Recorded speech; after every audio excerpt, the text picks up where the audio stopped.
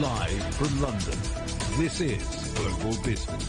Hello, welcome to the programme. I'm Jamie Owen. And I'm Sally Burdett. Our top stories. The value of China's exports falls sharply in March. We'll be assessing what that means for the world's second largest economy.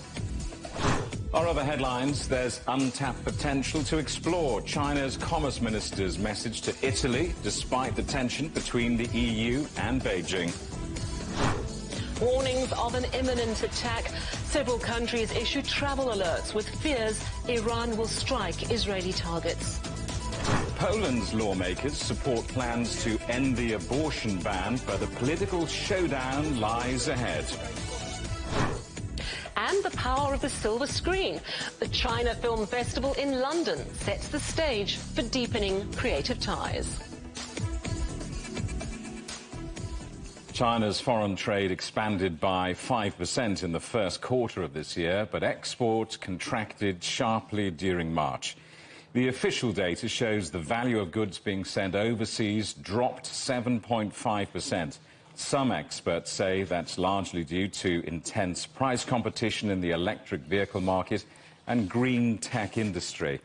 Well, after growing by 3.5% during the first 2 months of this year, import value was down 1.9% in March. China's government set an ambitious economic growth target of 5% for 2024. Achieving that will be heavily dependent on a booming trade and manufacturing sector.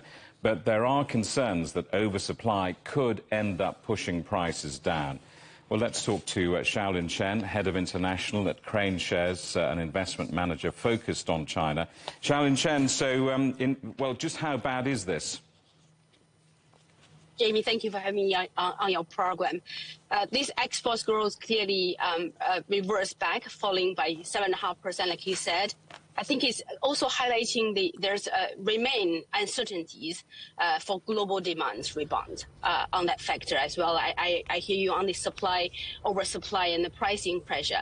The imports also fell somewhere around 1.9%, also missing the target, missing the expectations, also reflecting a bit of probably the lower energy demand and also a bit of ongoing concerns or recoveries on China's property sectors.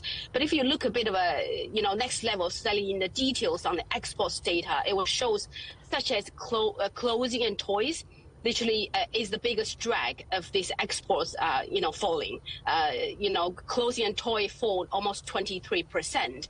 But on contrast to compare to automotive, that actually goes up in this month by 28%.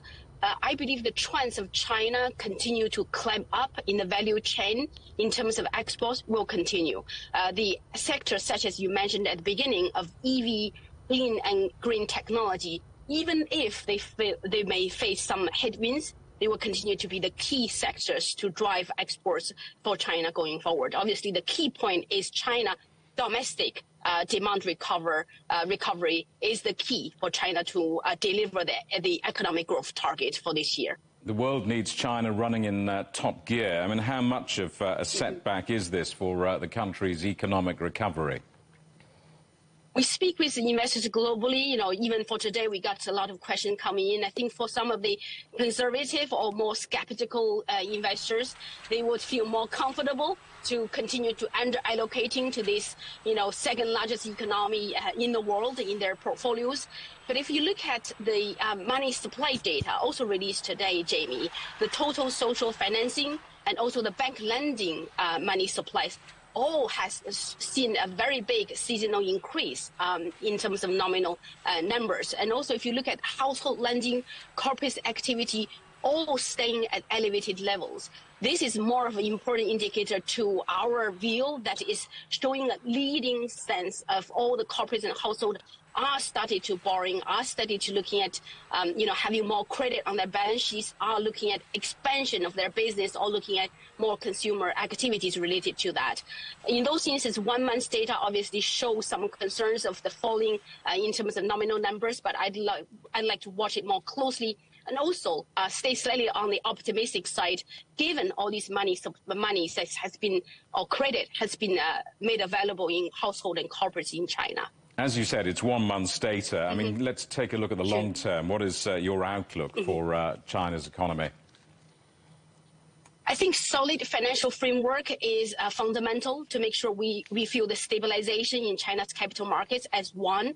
And you have seen and heard a lot of the recent announcements from CSRC to make sure the regulations for new stocks come to the market, the IPO market, all the current stocks are giving clear guidance on dividends, so on and so forth, and also having a very solid program of a national team supporting the equity market to provide market stabilization funds as one. Second, I think not overdone that and make sure this is at a very critical moment for China's economy to stay recovery mode, which we believe with the sufficient liquidity in the systems, with the Chinese governments are leading the way in providing the programs and support, such as trade-in program, Jamie. Now they let the EV, the old EV in China, 320 million cars in China are on average at 5.5 years old, only 2 years away before they have to retire. They can come forward to trade into new EVs. We think there's programs in place, liquidity is sufficiently provided by the policymaker to let the consumer start to lead the way of recovery. Xiaolin Chen, lovely to see you. Thanks so much for coming back on the show. Xiaolin Chen, Head of International at Crane Shares. There is untapped potential to explore. That was the message from China's Commerce Minister as he ended his tour of Europe. Wang Wentao addressed the China-Italy Business Forum in the city of Verona. Now, Wang has held talks with the French and Italian governments. His visit comes at a time of heightened tension between the EU and China. Our correspondent Giles Gibson reports. In the city where Shakespeare set Romeo and Juliet, Italian and Chinese officials pledged their commitment to a long-standing trade relationship. Italy's foreign minister and China's commerce minister sat down for talks over 2 days in Verona. At the Italy-China Business Dialogue Forum, Wang Wentao said the aim is to expand trade into new sectors such as renewable energy. Hearing what the expectations are from Chinese companies, they are very high, and this demonstrates a great willingness to strengthen bilateral trade. This shows that all of you here from the business community are in the vanguard of our two countries' business worlds. In 2023, bilateral trade exceeded $60 billion for the third consecutive year. But it comes at a time of heightened trade tensions between China and the European Union. Since the autumn of 2023, the European Commission has launched a series of state subsidy investigations relating to Chinese products, including electric vehicles and wind turbines. And Italy has also left the Belt and Road Initiative, or BRI. Beijing says it resolutely opposes the EU's investigations, accusing the bloc of protectionism. And Italy's foreign minister insists the decision to leave the BRI will not derail trade ties with Beijing. The departure from the BRI by Italy was due to it not producing the economic benefits that we'd hoped for. Those outside the agreement had better commercial relations than we had. But it wasn't an act of hostility towards China. On the first leg of his trip, Wang Wentao held talks with French officials and car industry insiders about market access for Chinese electric vehicle companies. In Verona, there were pledges that the China-Italy trade relationship will continue to grow, but neither Beijing nor Rome can control the outcome of investigations in Brussels. Giles Gibson for CGTN, Verona. So, Giles, what could get in the way of this potential for trade between Italy and China?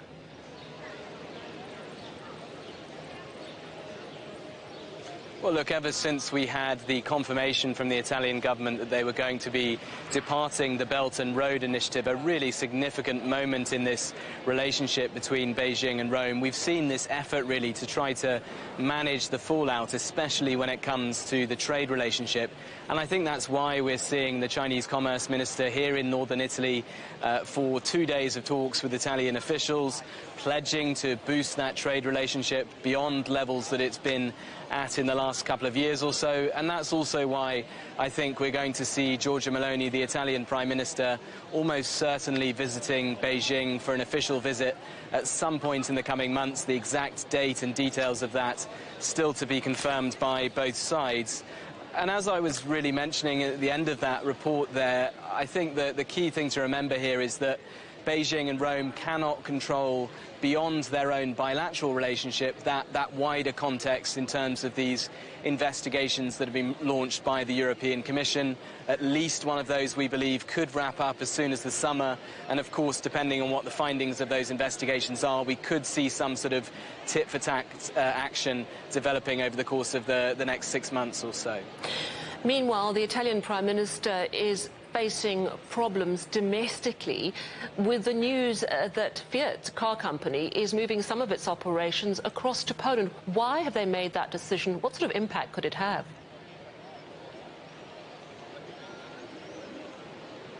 Yeah, this is the Fiat Milano, which is their new smaller SUV model. And as you say, instead of being built here in northern Italy, which is really the heartland of Italian car manufacturing, it's going to be built in Poland instead. And that decision has triggered a really angry reaction from the Italian industry minister, Adolfo Urso. But you have the CEO of Stellantis, the wider group that Fiat is part of, saying that the decision was made because if they made that car in Italy, not in Poland, it would end up being about a third more expensive for customers who are actually forking out for that brand new small SUV. And I think for Giorgia Meloni, the Italian Prime Minister, this is another tough pill to swallow, because just in the last couple of days or so, we've also had news from the Spanish government that they are very close to agreeing a deal with Chery International, a very large Chinese car manufacturer. There had been links, reports that they were going to be building a facility here in Italy, but now almost certainly that facility is going to be built in Spain instead. Giles Gibson coming to us there from Verona. China has confirmed that the German Chancellor Olaf Scholz will arrive in the country on Sunday. Scholz is expected to meet President Xi Jinping and Premier Li Qiang. Beijing says it hopes to enhance understanding and cooperation with Berlin through Scholz's visit.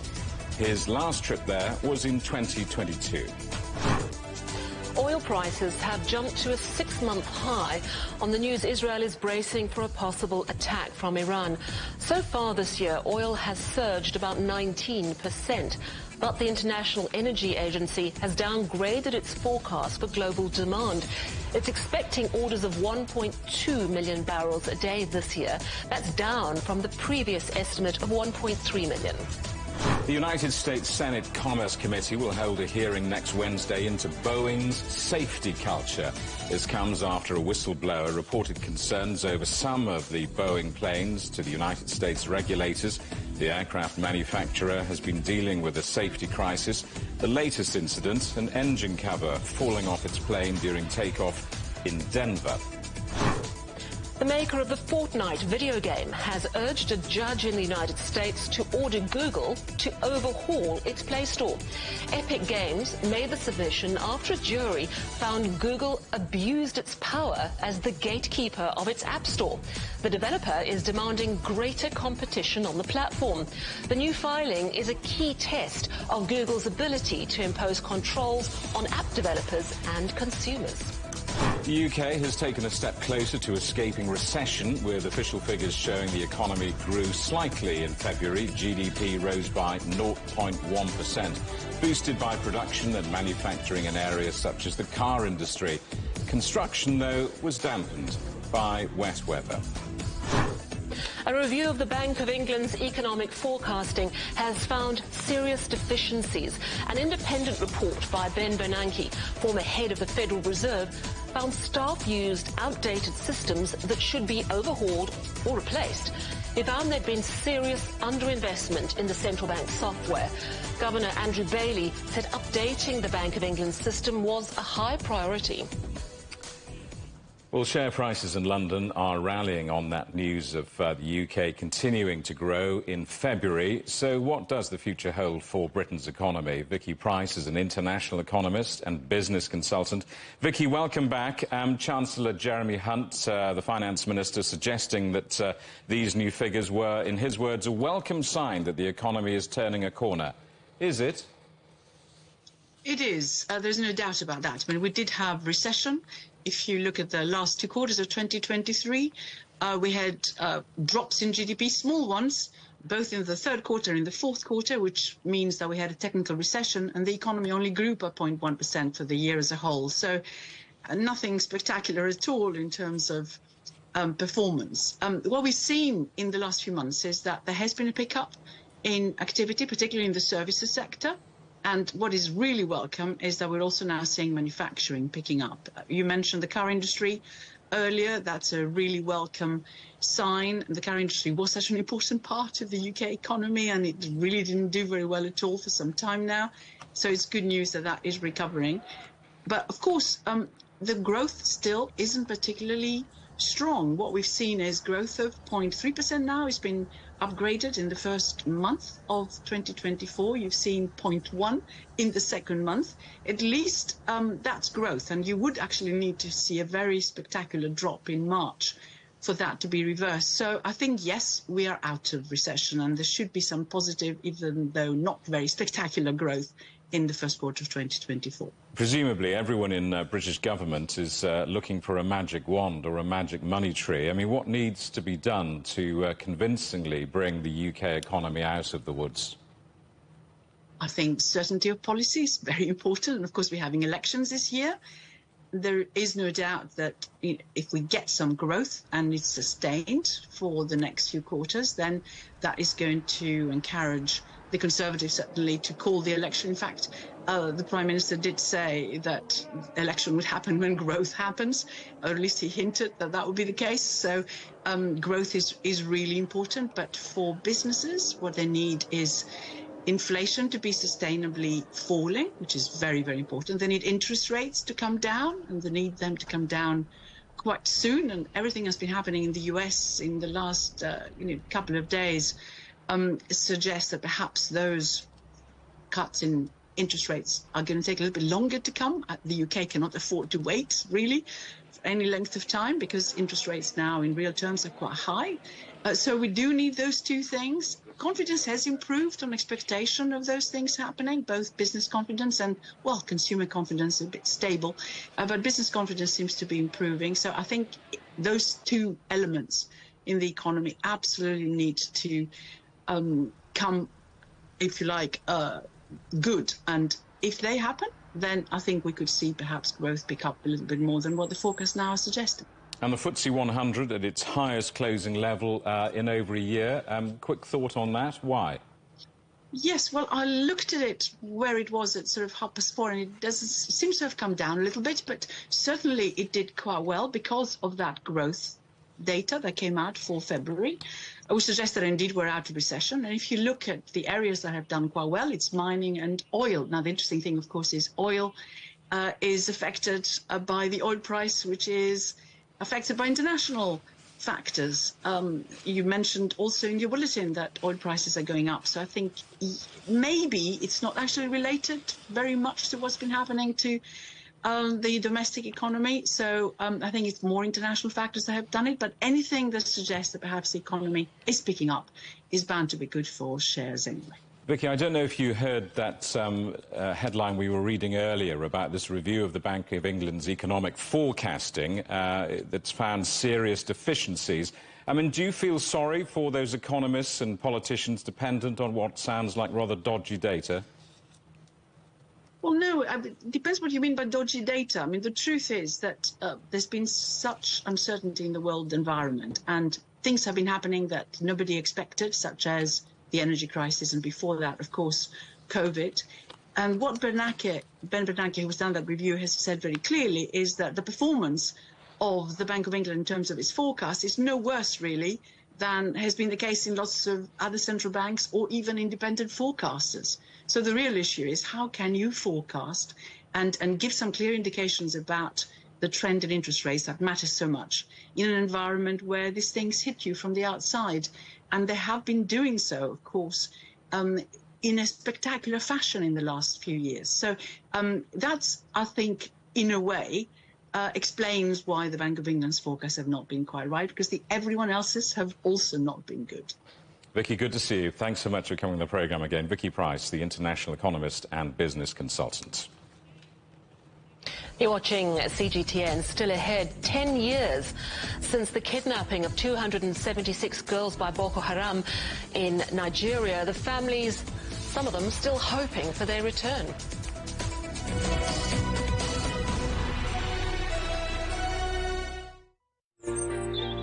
Ever wondered what's the difference between a bear and a bull market? Where are the cash cows? And who are the lame ducks? And what exactly are black swans? Grey rhinos? And unicorn companies? Make sense of it all with Global Business, only on CGTN. I think it should be more global cooperation. I would like to hear more the voice of the developing countries. Globalization has lifted more than 1 billion people out of poverty. The green transition has to happen. It's a necessity. For China and the United States are important powers in the world. What unites us is much more than what divides us. And I believe China is committed to this agenda. Join me, Juliet Mann, to set the agenda at these times every weekend on CGTN.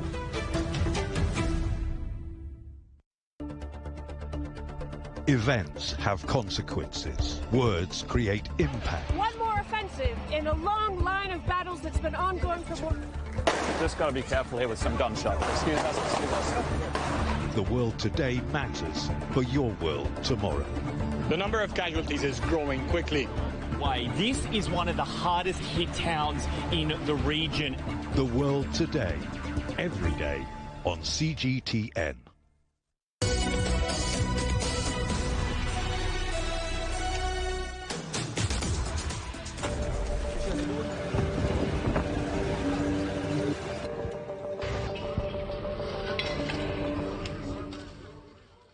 Welcome back to Global Business Europe.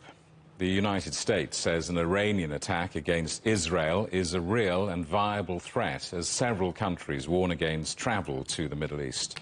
Tehran has vowed to retaliate after a deadly strike on its consulate in Syria earlier this month, which it blames on Israel. Washington has appealed to Turkey and Saudi Arabia to use their diplomatic influence over Iran to prevent a strike. Let's talk to our correspondent, Alex Kadia in Tel Aviv. Alex, talk to me about the impact these threats are having within Israel and what is being done to protect the country.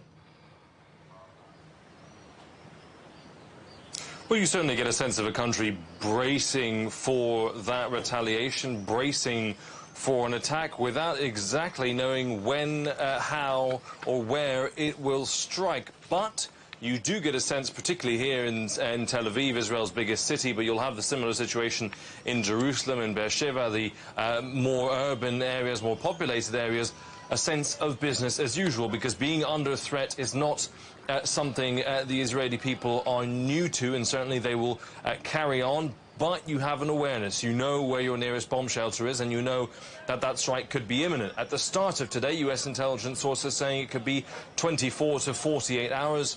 We're nearly at the end of that very first day. Other intelligence sources from the United States saying hundreds of drones and dozens of ballistic missiles could be used to target military infrastructure. But how concerned is the U.S. of an escalation?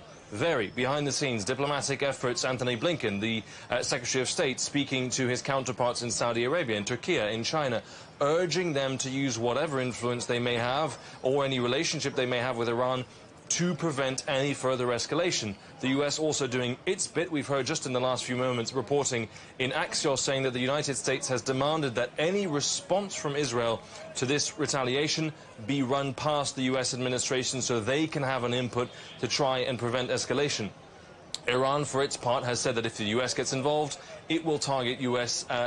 troops or U.S. military infrastructure in the region. Still a sense of anticipation, uneasy anticipation in Israel, hoping that that escalation doesn't come to pass. We have seen since October the 7th families of those taken hostage protesting in Israel. We are hearing news that many of those hostages may now have died. Talk to me about how that news is being received. Yeah, well, these are U.S. intelligence reports, and you're right to say that every single Saturday since October 7th, and tomorrow will be no exception, those families of the hostages come to Tel Aviv to protest. They have recently started joining anti-government protests, making it clear that they are not happy with Benjamin Netanyahu and his government's handling of the ceasefire negotiations. But of course, if you've been waiting more than 6 months to hear from your loved ones, to get any information from your loved ones, this kind of news will be devastating. Now, we understand U.S. intelligence sources saying most of the 95 hostages we understand could have still been alive in Gaza. Most of them may be dead. The last count was 129 still in Gaza, 34 of those presumed dead by the Israeli Defense Forces, but clearly that number may be much higher. The other indication we have is from Hamas themselves, the captors themselves, saying that they don't have 40 vulnerable hostages. That means women, the elderly, as old as 86, we understand, and injured hostages, and therefore they cannot provide 40 hostages for that exchange should a ceasefire deal be reached. But clearly, whatever information on the hostages is desperately needed by the families. But I'm sure they would say they prefer not to have this level of bad news, that all of them, or most of them, I should say, may have lost their lives in the last few months. Alex Kadia in Tel Aviv. At least 32 Palestinians have been killed in an Israeli strike on a residential building, according to officials in Gaza. Israel's military has launched a series of fresh attacks across the besieged enclave, including the Nazareth camp in central Gaza, where dozens of people have been injured. USAID Chief Samantha Power is the first American official to publicly say that there is a famine in northern Gaza.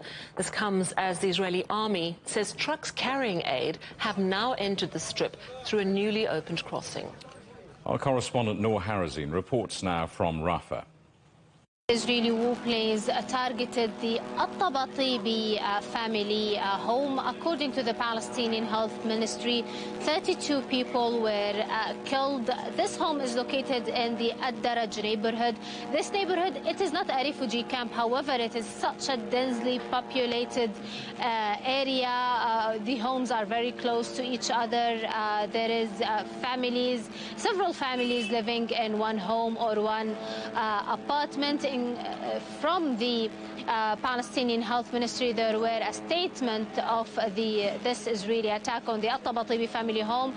They said that 32 people were killed, including women and children, while dozens were injured, according also to the Palestinian Health Ministry. And in its latest statement, a joint statement between the Health Ministry and the Palestinian governmental office here in Gaza, the number of Palestinians that were killed here in Gaza during the past 24 hours is now up to 89 Palestinians, and this brought up the death toll here in Gaza since the 7th of October up to 33,632 Palestinians. The humanitarian situation here in Gaza, it is just going from bad to worse, even though people thought with the great international pressure the things here on the ground would get better. However, looking at what is happening actually here on the ground, things are just getting worse. Little aid is getting from Egypt. Even the number of the food area drops are not like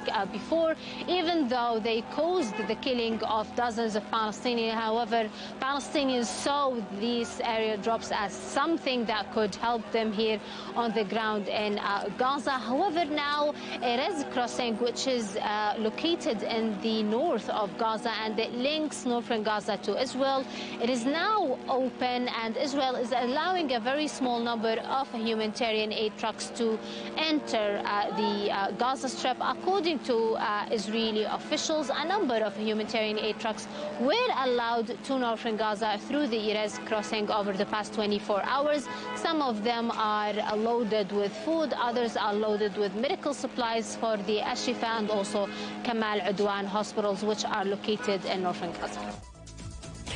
The United Nations is warning the humanitarian crisis in Sudan could worsen a year after the conflict began. The distribution of aid and medical supplies remains restricted, and up to 80% of Sudan's health facilities have stopped functioning. Fighting broke out between Sudan's army and paramilitary factions in April last year. Thousands of people have been killed and millions displaced. Thailand's foreign minister has called on Myanmar's military leaders to stop the violence as he visits the border town of Mae Sot. It comes after rebels fighting the military said they've taken control of a key town. Thailand says it's preparing for an influx of people crossing into the country due to the fighting. President Joe Biden says the United States' commitment to defend Japan and the Philippines remains ironclad. Biden hosted the first joint summit with Manila and Tokyo amid growing tensions with China. In a joint statement, the three leaders described Beijing's actions in the South China Sea as dangerous and aggressive. China rejected the remarks, saying it firmly opposes the manipulation of bloc politics. 南海仲裁案所以裁决非法无效。 The United States adheres to the Cold War mentality, threatening other countries with bilateral alliance treaties at every turn, which is a serious violation of UN Charter and undermines regional stability. China's determination to continue to safeguard its territorial sovereignty and maritime rights and interests is unwavering, as is its determination to work with regional countries to maintain peace and stability in the South China Sea. It's 10 years since the Chibok schoolgirl kidnapping in Nigeria, where Boko Haram militants abducted 276 students from their dormitory in the middle of the night. While some were freed or managed to escape, the authorities' waning interest and ongoing mass abductions have left many families in despair. Our correspondent Sharon Baranga reports. Global outrage to the Chibok kidnapping was swift. The Bring Back Our Girls campaign drew support from the likes of Michelle Obama and Sylvester Stallone. Then in 2016 and 2017, negotiations led to the highly publicized liberation of around 100 captives. Solomon Miner's daughter, Deborah, was not one of them, and for him, the tragedy is ongoing. When I remember this, my doctor, I'm sorry. I am sorry. I am sorry. Because she's the only best doctor among those I have that the God gave me. So I will never forget her. Miner only gets information about his daughter from other people who have escaped from the militants. The last he heard about her was in 2018. She said that she spent a week with her because she is her auntie. She said that when I go and meet her, she have 2 children and she's weaving. This is the work that she have to go. She learned in the bush. Yagana Yamani is one of the liberated captives. She waited years for funds promised by the government to continue with her education. She finally asked her mother, a farmer, to help. Now 25, she is studying public health. And after secondary school, they said that even master's degree, everything they would do for us. But after that secondary school, we didn't see anything again. Nobody calls us that this girl has graduated from secondary school. Let us take us for the university or that school. No. They didn't fulfill their promise. Many abductees who have returned home are struggling to resume normal life, especially those who spent the longest time in captivity. Some are raising children fathered by their captors. Dozens of girls freed only in recent years are living inside a military-run rehabilitation camp with surrendered Boko Haram fighters they were forced to marry in the forest. That's according to the Murtala Mohammed Foundation, a charity that advocates for them. Family members say government officials have officiated over such weddings in an apparent effort to appease the surrendered fighters. I can say they're still married, like with the contact they hold in the forest, so they're still holding to that tie.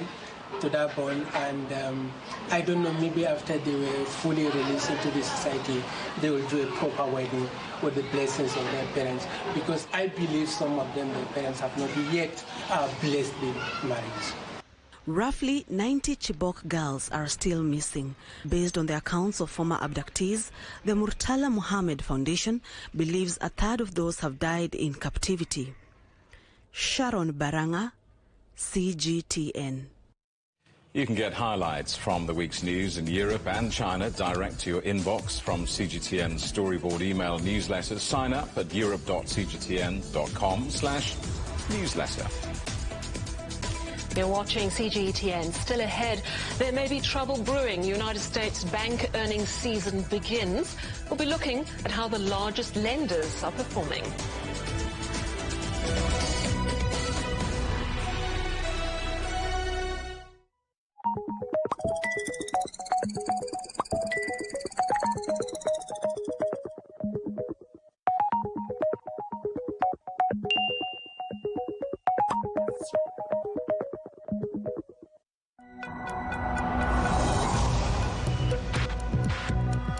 Each day, there are millions of stories. Each one can open new perspectives, new possibilities. Wherever you look, we are there. To see, discover, explore. We put the pieces together to find what really matters to you. All around the world, all around the clock. Our reporters are at home across the globe. From our headquarters in Beijing and production centers in Washington, Nairobi, and London, China Global Television Network. Stories from across the globe, reaching people across the globe. CGTN. See the difference. What do we mean when we talk about the difference? The difference is in the detail, the background, defense ministers from the wider angle and perspective of every story. Wherever the story may be. CGTN. See the difference.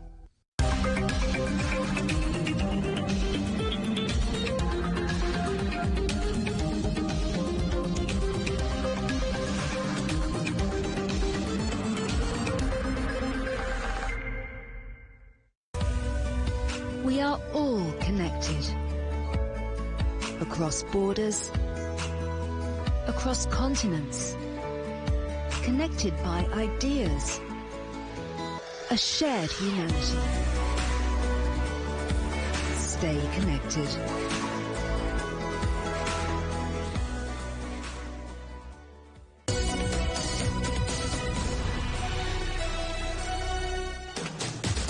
Hello, welcome back to Global Business Europe with Jamie Owen and Sally Burdett. Our top stories.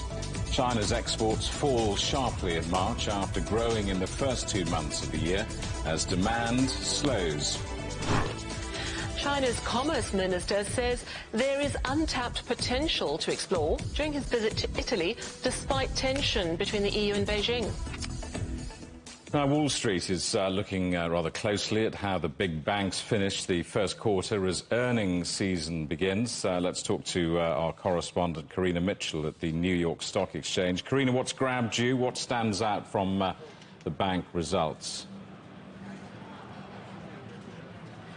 Well, happy Friday to you, first of all, and it's a bit of a frenzied Friday here at the Stock Exchange. You'll see a group behind me. There's a little bit of commotion. There's an IPO about to list, but we're talking about bank stocks, and there are a couple of things that stand out. 3 words for you: net interest income.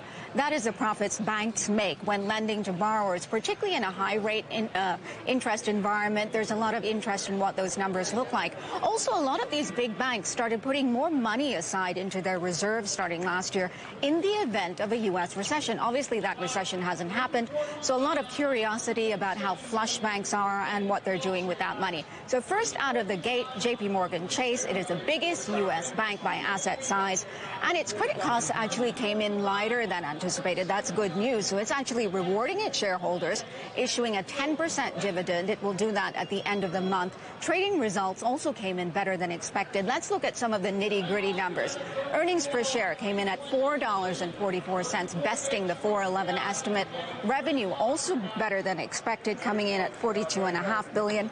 Net interest income came in line with estimates at $23.2 billion. Year over year, that's higher. Quarter over quarter, it underperformed a little bit, the stock taking a big hit. Really, the reason is because it didn't raise its full-year guidance for net interest income. It's sticking with that number of about $90 billion. Expenses on the guidance side did go up. To help put this into context, look, JPM is the biggest bank when it comes to the credit card business. But consumer debt is also at a record high in this country, crossing $1 trillion. So the really big question is here, how much more is there to squeeze out of U.S. consumers in the credit lending business? I will leave that to greater minds to mine to ponder that issue. But we can move on to Wells Fargo because they also released earnings today. But same story there. Net interest income came in lighter than estimated at $12.2 billion. For the full year, that outlook was weak. That stock being punished. Citigroup going completely the other way, besting on all fronts, particularly their IB business. Investment banker for the quarter, exceptionally strong. That stock being rewarded. Jamie, Sally. Karina, however, before anyone opens the champagne, there's always a however, isn't there? Despite all of these strong results, JP Morgan's Jamie Dimon warning about uncertainties ahead. Yes, absolutely right. And it's important to note why this matters. Look, JPM Morgan, is a bank that is a bellwether in the banking sector. And obviously what Jamie Dimon says resonates. So he is giving a couple of warnings. He says that geopolitical tensions are rising and that could muddy the waters when it comes to the global economy. But he also then warns of, quote, a large number of persistent inflationary pressures which could continue. Think U.S. fiscal policy. Democrats and Republicans can't agree on spending. We have a presidential election coming up that may sway spending. So those are things to think about. Also, look at the rate environment that we are in. It's incredibly volatile. Markets started the year thinking we would see 6 to 7 rate cuts. After our hot CPI report that we just got, markets pricing in 2 cuts. Some analysts say we won't see any. Jamie Dimon saying interest rates could go up to 8%. We will have to wait and see. One thing we won't have to wait and see for too much longer is the rest of big banks' earnings. They come out next week. Think Bank of America, Morgan Stanley, and Goldman Sachs. Jamie, Sally. Karina, good to see you. Have a good weekend. Karina Mitchell, our correspondent at the New York Stock Exchange. Now, Poland's parliament has taken steps to end the country's near-total abortion ban. Lawmakers voted 4 different proposals to ease restrictions through to a further commission stage. It's a sign of cooperation between the ruling coalition parties, despite deep divisions over this matter. The Prime Minister, Donald Tusk's party, wants to legalise abortion up to 12 weeks, a move more in line with some Western European countries. Well, Andrea Petto is a professor of gender history at Central European University in Vienna. This is a very important step, and don't forget that this coalition, which governing now Poland, actually managed to defeat the PiS, the illiberal party, with the support of those men and women who were actually very much upset about this intervention into women's bodies by the PiS legislation. And they also learned the lesson, namely that these kind of issues like the regulation of reproductive rights can be only changed with a wider consensus. This kind of top-down legislation can only cause conflict and political harm.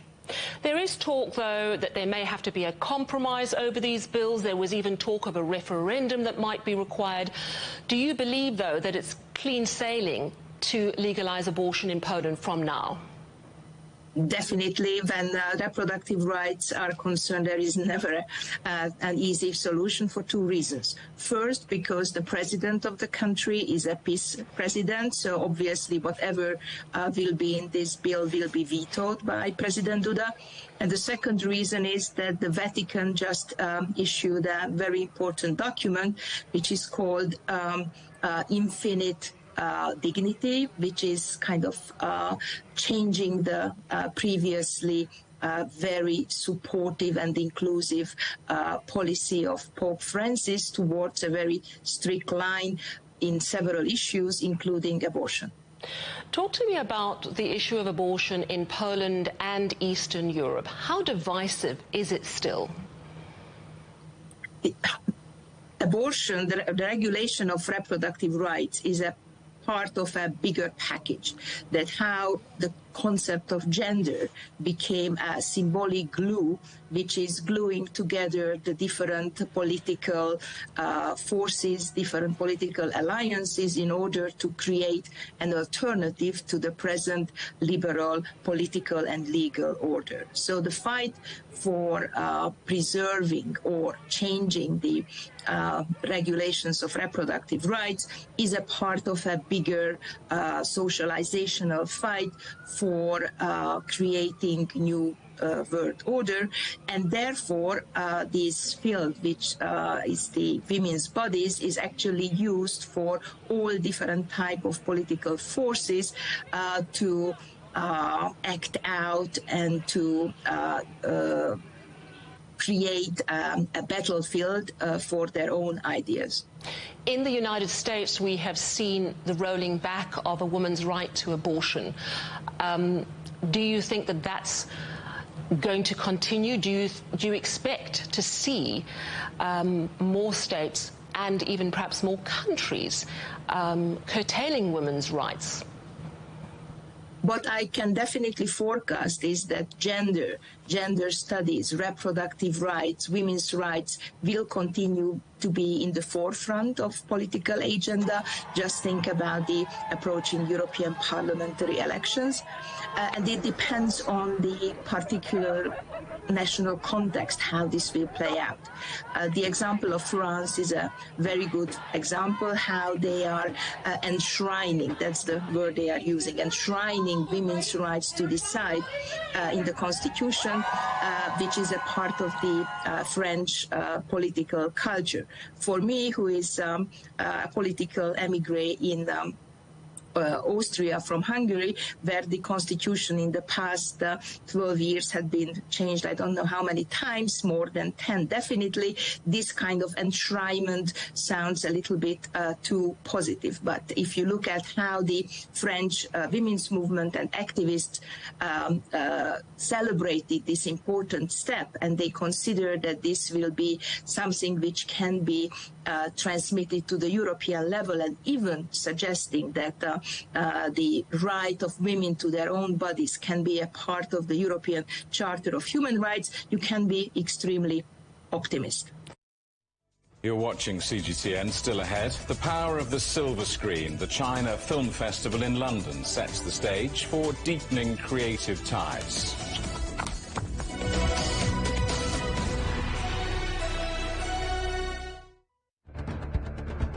Events have consequences. Words create impact. Unprecedented scenes that we saw. The cleanup operation is now well and truly underway. Parts of southern Europe remain in a state of emergency. Context gives meaning. People make history. Far more than 1,000 people have come here today. But authorities are still on high alert. So now we've actually become the border on this road. A complex world demands a comprehensive view. But with the cleanup efforts more or less under control, the economic impact is bound to ripple across the country. There's plastic pollution everywhere. Because the world today matters for your world tomorrow. This is the living area of the crew. The focus is firmly on future technologies. Well, this is something completely different. The world today, every day on CGTN.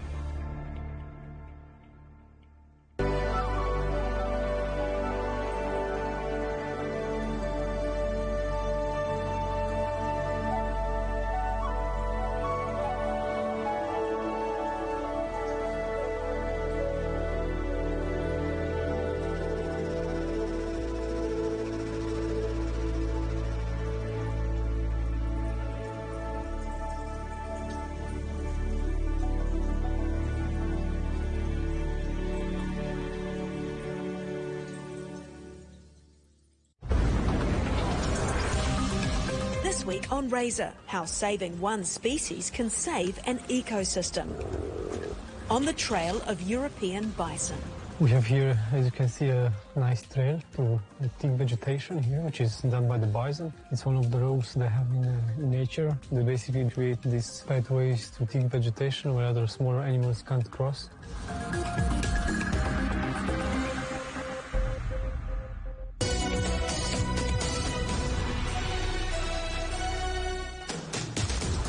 Welcome back to Global Business Europe. China's polar research icebreaker, the Shuilong 2, is ending its stop-off in Hong Kong. Visitors have flocked to see inside the ship that's just returned from an expedition to Antarctica. Our correspondent Laura Westbrook reports. This is the first Chinese-built polar research icebreaker known as the Snow Dragon 2. It's in Hong Kong after completing a 5-month mission in Antarctica, and it's open to members of the public for free, although it is limited to about 1,000 visitors a day. Now, visitors can go and visit research facilities such as a laboratory. They can also go up to a helipad and see the helicopter, which is called the Snow Eagle. Now, this ship can break ice both at the bow and the stern, and it also has something called a moon pool, which is a shaft that leads down to the ocean that allows scientists to collect samples. It's rare for a scientific research vessel like this to visit Hong Kong, and organizers hope it will spark interest in science, particularly in young people. Oh, amazing. Yeah. Just shocked. Oh, this is a very great, very good ship. I can't imagine that our country, China, can build up such a that kind of ship, then break the ice. I think the deep sea is very amazing, yes. I want to know more about the deep sea. But they have a very funny fish. That's pretty cool. Like, it can go a very deep side. Very cute. I never seen a fish like this. The arrival of the Snow Dragon 2 here coincided with a conference on climate change, and the effects of climate change were witnessed by scientists on board the ship, who said that when they arrived in Antarctica, they saw that sea ice had already broken for the first time in 40 years. Laura Westbrook, CGTN, Hong Kong. Chinese cinema is centre stage in London, playing to an international audience at the China Film Festival. As our correspondent Siobhan McCall reports, organisers hope it will be a great platform to deepen creative ties. The power of the silver screen. Film can play a vital role in cultural exchange, collaboration and enhancing friendship. That's the message from China's ambassador to the UK, Zheng Zheguang, who opened this year's festival. I know some of you have been to China. Many of you have not. But please, use these 6 movies as invitation to see the real China. I think the China you are going to see will be very different from what you read in the press here. The festival attracted both new and seasoned Chinese film enthusiasts. And that's what I like, that's what I travel for. It's that uniqueness, it's that different perspective of things. I'm really amazed by the recent very amazing Chinese movies. And I'm happy to see that Chinese movie come to the UK. I was a fan of Bruce Lee from earlier on. And I see Chinese as one of the world power. Screening on the opening night was one and only, The Tale of Street Dancing. A testament to the power of perseverance, it paints a similar picture to classic British films such as Billy Elliot and Chariots of Fire. China Film Festival 2024 says it's aiming to showcase the diversity and charm of Chinese cinema to the world. And it comes at a time where Chinese films are taking on an increasing international significance. The Wandering Earth 2, one of the films being shown at this festival, well, that became the first Chinese film to open on the same day in China and in the UK. The Wandering Earth 2 was in the top 10 films worldwide in 2023. And it became the highest grossing Chinese language film in the UK box office over the past 15 years. In 2014, the UK and China signed a film co-production agreement with the aim of encouraging closer cultural ties. Rupert Daniels from the Department for Business and Trade spoke of the UK government's support for the film industry and encouraged people from all over the world, and particularly from China, to take advantage. You can tell by the buzz around us that Chinese cinema is really where it's at the moment, and bring that together with the UK and you've got some real magic. So we're looking forward to seeing what we can do between China and the UK to make this even more special. China's film market generated $8 billion in box office revenue last year, with domestically made films accounting for almost 84% of that. And as the country pushes to become a major cinematic player, festivals like this can help connect Chinese film with international audiences. Siobhan McCall, CGTN, London. Now, across Thailand, people are taking to the streets for a giant water fight to mark the new year in which no passerby is safe. What began as a tradition of the Songkran festival to sprinkle water on the hands of elders in a symbol of cleansing and reverence to mark the new year has now evolved into huge water fights that draw tourists from across the world. Thailand is currently experiencing extreme heat, so perhaps the soaking is not all that bad. The headlines again. China's exports fall sharply in March after growing in the first 2 months of the year as demand slows. There's untapped potential to explore. China's commerce minister's message to Italy, despite tension between the EU and Beijing. And Poland's lawmakers support plans to end the abortion ban, but a political showdown still lies ahead. And that's it for Global Business Europe. Thank you so much for watching. More on all of our stories at europe.cgtn.com, and do follow CGTN Europe on Facebook, Instagram and TikTok. And of course, you can go to CGTN Europe's channel on the Telegram app or scan the QR code on the screen to get stories and updates sent direct to your phone. Coming up next on CGTN, it's Africa Live. We'll see you again tomorrow, same time, same place. From all of the team in London, it's goodbye.